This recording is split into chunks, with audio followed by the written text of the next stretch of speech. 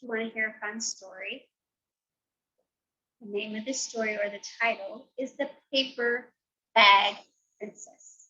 Now, I'm loving this story because it has a good message and it has a fun way that we can reuse some of our paper bags that we've been getting used so many of. So I'm really excited to do this activity. It's kind of ending up our clothing study at this time. So it's The Paper Bag Princess, and the story is by Robert Munch. And the art is by Michael Marchenko. The Paper Bag Princess. Elizabeth was a beautiful princess. She lived in a castle and had expensive princess clothes. And she was going to marry a prince named Ron.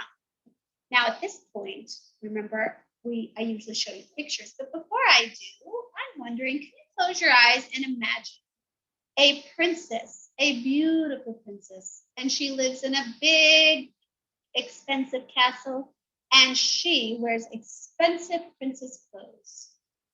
You have a vision of that in your imagination, and she's going to marry a prince named Ronald. If your imagination look anything like that, I see the hearts. That means she loved him. Did you see them?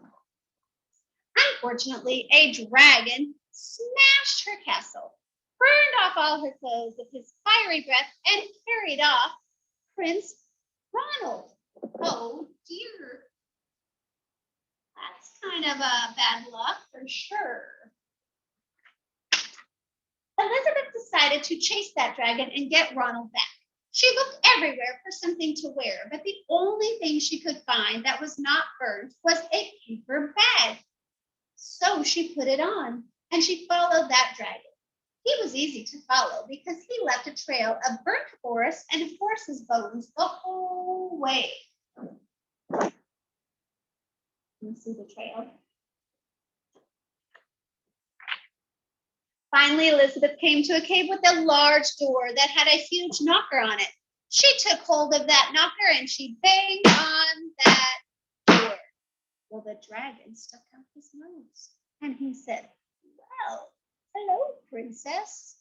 I love to eat princesses, but I have already eaten a whole castle today. I am very busy. I'm the busiest dragon around.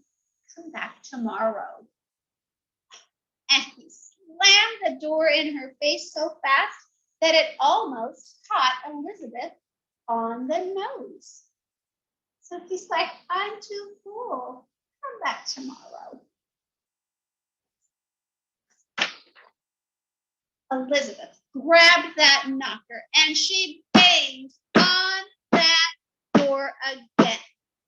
And the dragon stuck out his nose and said, "Go away. I do love to eat princesses, but I've already eaten a whole castle today. I am a very busy dragon. Come back tomorrow." "Wait," shouted Elizabeth. "Is it true that you are the smartest and fiercest dragons in the whole world?" And yes, I am. Very proudly. Why is she doing that, I wonder? "Is it true," asked Elizabeth, "that you can burn up 10 forests with your fiery breath?" I said 10. Can you count them? 1, 2, 3, 4, 5, 6, 7, 8, 9, 10 forests with your fiery breath? And the dragon said, oh yes. And he took a deep breath. Burnt up 50 forests. Look at that big red, yellow, orangey, fiery breath. 50 forests with this, which is 5 groups of 10. You can work that one out with your grown-up if you want. "Fantastic," said Elizabeth. And the dragon took another huge breath and he breathed out so much fire that he burnt up 100 forests, which is 10 groups of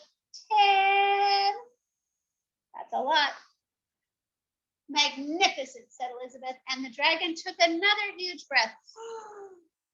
But this time, nothing came out. There was not any fire left to cook a meatball, just a puff of smoke. Clever of that princess.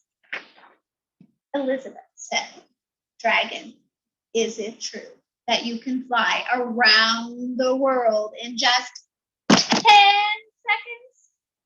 And the dragon said, why, yes. And he jumped up and he flew around the world in just 10 seconds. 1001, 1002, 1003, 1004, 1005, 1006, 1007, 1008, 1009, 1010. And he came back and she said, fantastic. Can you do it again? So he did. 1001, 1002, 1003, 1004, 1005, 1006, 1007, 1008, 1009, 1010. And when the dragon got back, he was so tired. And he went to sleep. He's all tired out and he has no fiery breath left. She is one clever princess. She whispered in his ear, hey, dragon. He didn't move at all. So she whispered again, hey, dragon. That wasn't a whisper. She shouted, hey, dragon. He was fast asleep.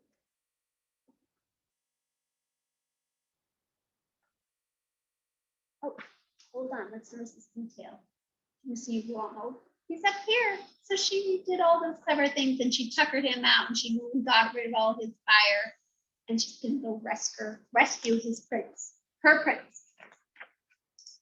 Well, she walked right over the dragon and she opened up that big cave door.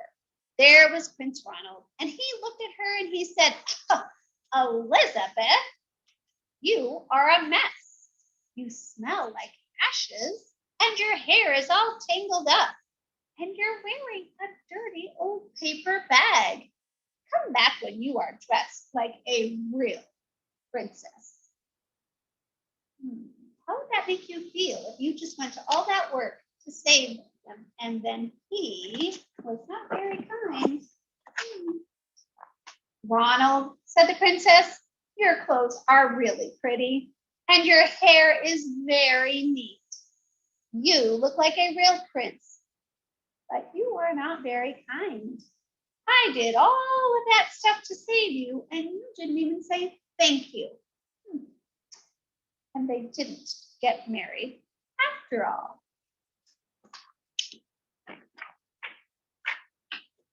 She looks like she just ran off into the sunset dancing and singing.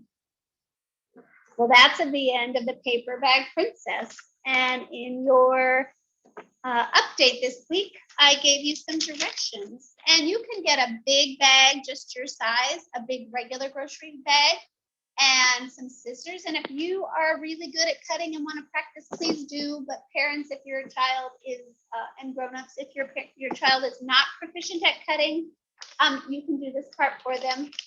The directions say to take the paper bag and see the fold, just push the fold up so that it looks like this. And then for your child, you can draw some lines for the arms to cut out and draw some lines for the neck to cut out and the so I'm going to make a vest.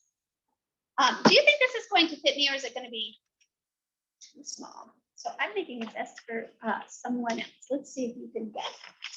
So I'm going to follow that line. I'm just going to take a little sniff. It might be hard. Little sniff. Off of the one side that I drew a circle on, kind of like a half circle. I just thought I needed to make it a little smaller because I made it for a smaller thing. Okay. And then this is to cut out a spot for the neck. And I don't think I need it that big. So I'm going to modify it. I'm going to change it. I think I need to be smaller.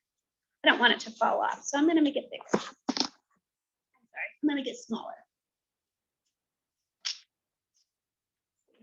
I cut the smaller one out. And then the dotted line means you can cut it down the middle. So don't cut from the top, because that's the whole thing, and you'll cut the whole thing in half. And if you make a mistake like that, well, that's an opportunity to try again and to do it a little differently. I'm going to take this and go right down.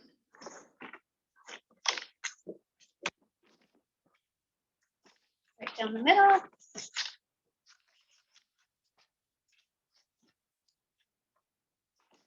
So now it looks kind of funny, but I'm going to open it back up. And if you open it back up, then you can kind of modify and fix it. I'm going to snip it here so the arms work. And I'm going to snip it here a little bit better for the arms to work. And I'm going to open this part up. And I'm going to cut the top. You see how the top is? I'm going to cut the top so that the head. So this could fit a person.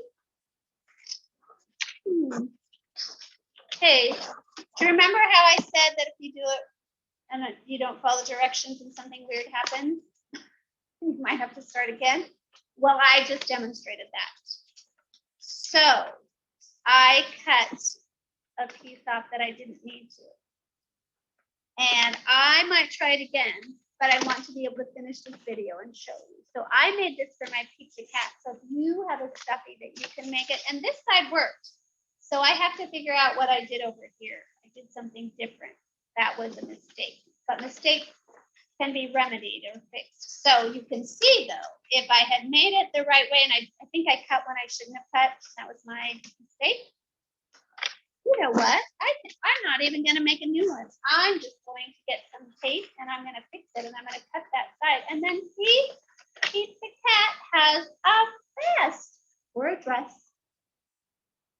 So see if you can use this to make this. I'm going to try another one, or I might just tape that up, because accidents are opportunities to try again or to think of something new. So thank you for being with me for the paper bag princess and trying to make a paper bag vest. Next time.